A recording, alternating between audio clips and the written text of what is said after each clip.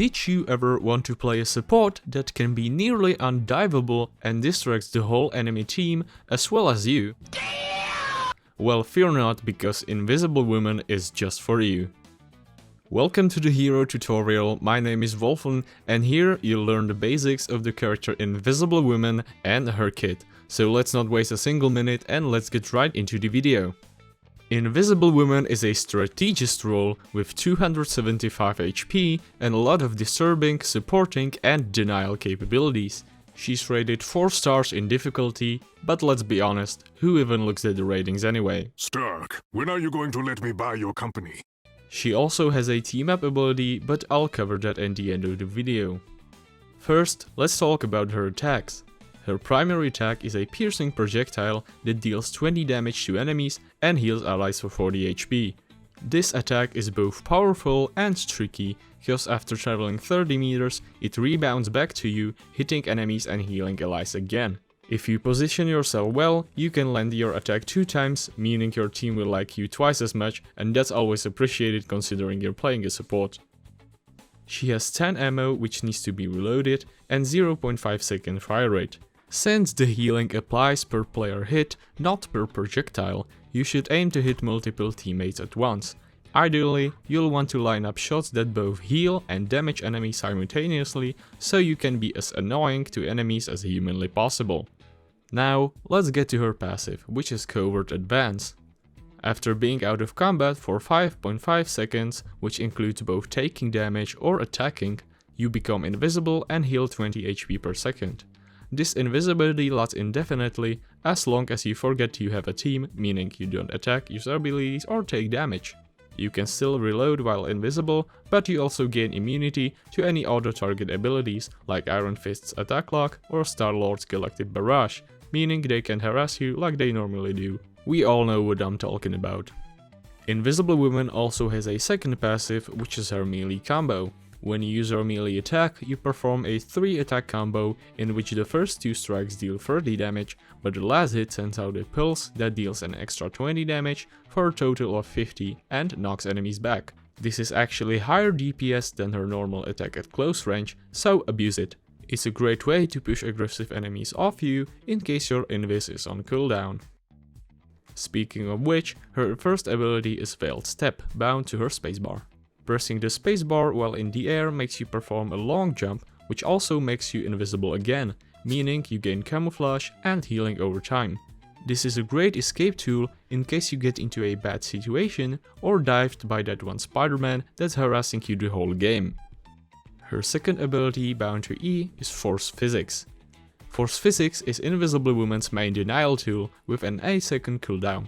Upon activation, you are granted a choice to launch a pulse inwards or outwards.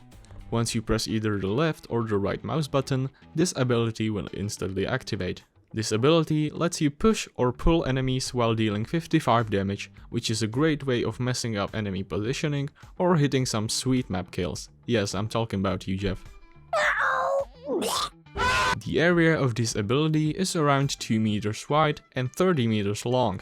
However, keep in mind that pulling enemies is weaker than pushing them, as pushing throws enemies 12 meters away, while pulling only moves them 7 meters closer, so keep that in mind. The third ability bound to her left shift is Psionic Vortex. This is her offensive tool with 12-second cooldown. You send out an orb that explodes on impact or when you recast, creating a 5-meter radius field for 4 seconds. Enemies inside take 35 damage per second and get slowed based on proximity, 50% slow at the center, tapering off to 0 at the edges.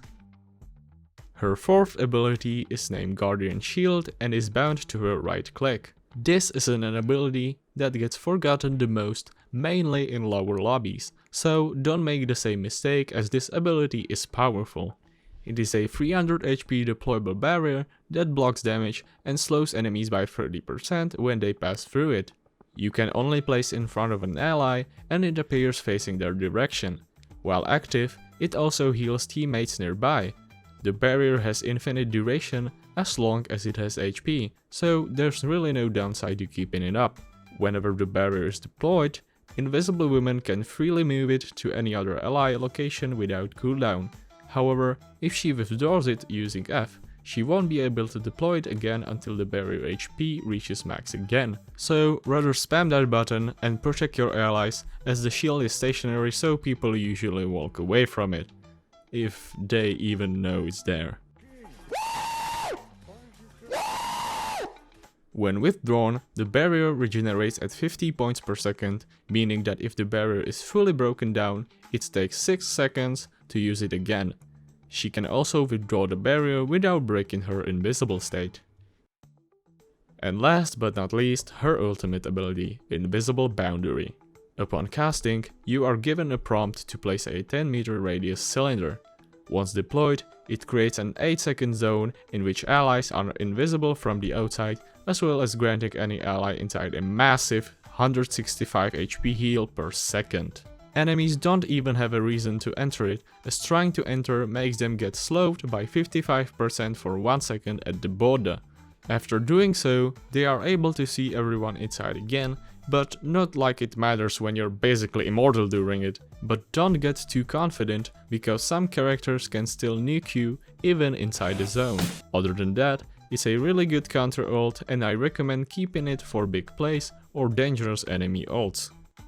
Invisible Woman also has a team up together with Mr. Fantastic. When both are on the same team, Invisible Woman gains a 15% healing boost, as well as providing Mr. Fantastic one extra ability, helping him sustain a bit better on the battlefield, turning him into an even more of a pseudo tank than he already is. Like, dude, this guy has more HP on steroids than Hulk. Overall, Invisible Woman is a powerful support with tons of healing and strong area control. She works well in the strategic backline role, but she's vulnerable to dives and flanks due to her very limited self-sustain, as her only self-heal option is her invisible state. She can be played both aggressively and passively, but I'd recommend to not risk dying by rather staying in the backline to poke enemies and heal teammates, while keeping your jump ability off cooldown to escape tricky situations for your team to handle or reposition to a better spot. And that's a wrap on Invisible Woman. I hope this helped you get a hold of the abilities. Now all you gotta do is hit that play button and get going.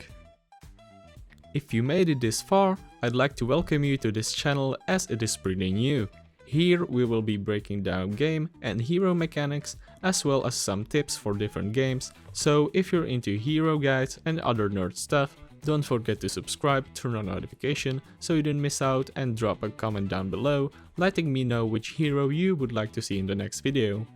That's all for today, take care and see ya in the next one, gamers.